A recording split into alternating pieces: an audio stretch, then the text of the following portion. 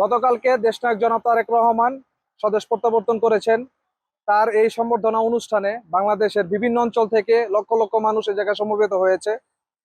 মানুষ সমবেত হওয়ার কারণে এই জায়গার মধ্যে যেই বর্জ্য আবর্জনাগুলো জমা হয়েছিল, আমরা একদল তরুণ আমরা আমাদের দল নিয়ে এখানে এসেছি এই বর্জ্যগুলো পরিষ্কার করার জন্য। আমাদের ভারপ্রাপ্ত চেয়ারম্যান বাংলাদেশে এসেছেন স্বদেশ প্রত্যাবর্তনে।